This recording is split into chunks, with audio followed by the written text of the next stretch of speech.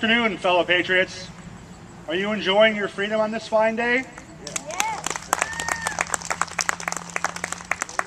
My name is Michael Ortiz. I'm a blogger and a Tea Party organizer for the East Central Illinois Tea, located in Danville, Illinois. I'm also a citizen of the greatest country, the United States of America. That's right, I believe in American exceptionalism. I'm one of those whack jobs. I'm here today to share some thoughts and ideas that Sally thought that you'd find informative that would help in our mutual fight for freedom. These points are to emphasize how important it is to always do our own research in order to understand what's going on so that the ruling class can't pull one over on us. A few weeks ago, I came to a decision on my support of the National Rifle Association.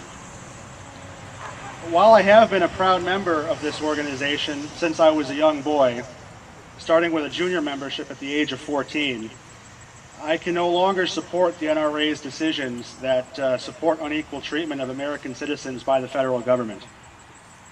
In addition, they continue to support leaders who are moving forward an agenda that will destroy the liberty still being enjoyed by Americans.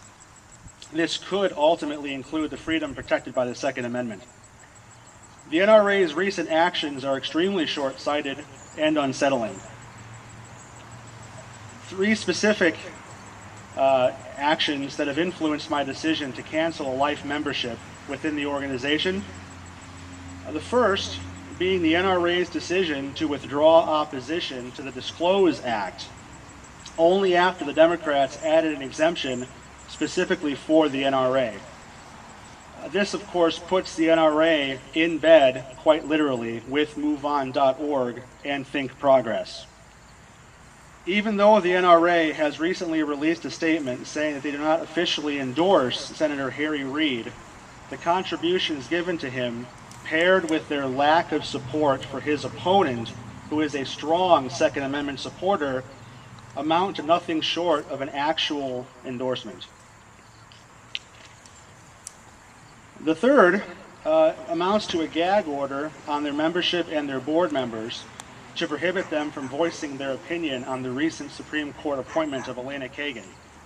Now, this could be the most anti-gun Supreme Court justice that we've ever seen. The NRA did little and said little to block or try to stop this appointment. At one time, the NRA was a great champion for the Second Amendment, and I am deeply saddened by this fall. I hope that NRA leaders will undertake a thorough re-examination of their recent actions and reverse them. And don't get me wrong, the NRA is still doing some great things to help protect the Second Amendment, but just like a tyrannical government, it may start off small and free with a specific direction, but when it grows into an all-consuming entity, it must be trimmed back and refocused. The NRA is in need of trimming back. Its leaders need to be reminded that their initial direction supporting the Second Amendment and the right to bear arms is not simply retaining their own power and influence with a specific group of insiders who really don't care about the freedoms that we hold dear. If you are a member of this organization, I don't expect you to run home and cancel your membership just because I told you to. I want you to actually look at the decisions that they are making and decide for yourself if those are the decisions that you would make if protecting the Second Amendment was actually your responsibility. If people from all across the country were relying on you to ensure the right to keep and bear arms, would you make these same decisions? If you would not, I would consider letting the NRA know your feelings. And in my humble opinion, the best way to make a large organization understand your position is to pull back on the purse strings. But I'm going to leave that decision in your hands. The second item I would like to share with you is about the national popular vote. The Electoral College is the embodiment of our founders' belief in both federalism and the idea that the country ought not be dominated only by the largest population centers, but equally across the nation by those who live in cities as well as in rural areas. The national popular vote would replace the system currently in use to distribute electoral votes based on poll results from each state. Instead, all the votes would go to the winner of a popular vote, regardless of the outcome from the individual precincts. A national popular vote will create large areas of the nation where politicians won't even bother to campaign. 100% of the serious campaigning will be done in population centers and battleground states across the country. If you think the winner-take-all system currently in place is a problem, the national popular vote will be the ultimate winner-take-all system.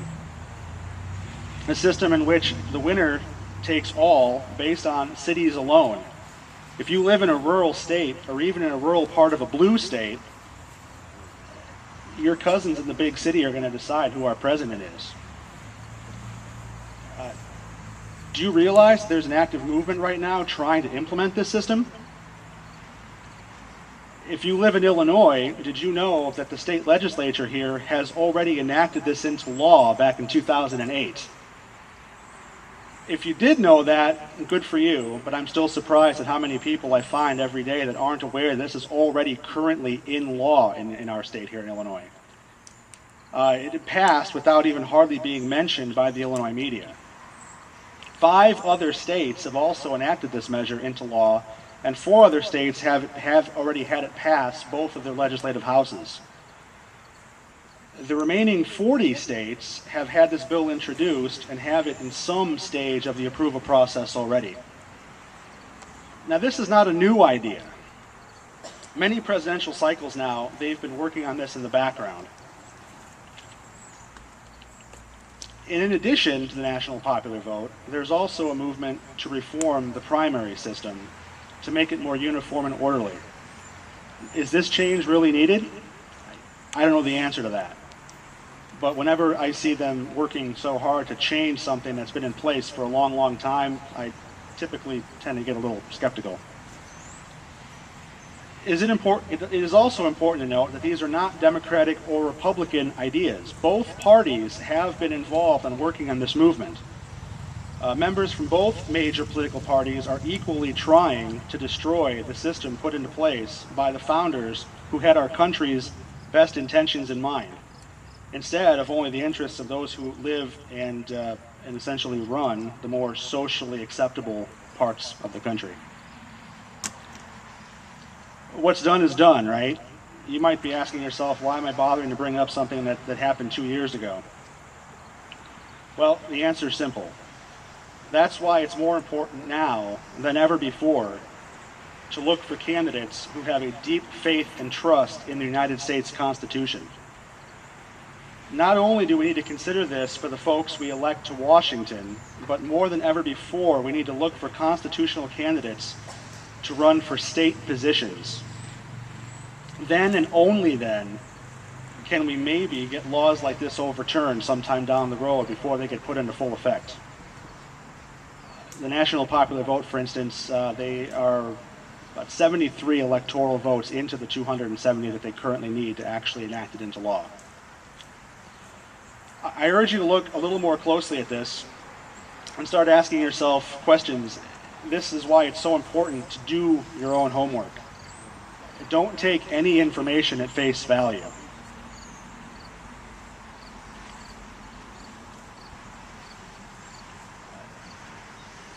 Ronald Reagan once said, "Trust but verify." There is a lot of misinformation out there. Some of this comes from people who wish to fool you, and some come from people who otherwise are well-intentioned but go about it in the wrong way. But lastly, I would like to remind everyone that the Tea Party movement began as a grassroots movement, a non-partisan movement. Non-partisan, of course, means no particular political party. It's important to keep that in mind. We need to look at all options. Often we are left with an option, or a choice rather, the lesser of two evils. The lesser of two evils is not a choice. Don't simply look at the options that the R's and the D's throw up in front of you. I'm not specifically suggesting that we look at third-party candidates, but there are other options out there. Oftentimes you will hear they can't win, they'll split the vote. this is simply hogwash. If we vote based on principles and values, anyone can win if they stand on those principles and values. Thank you.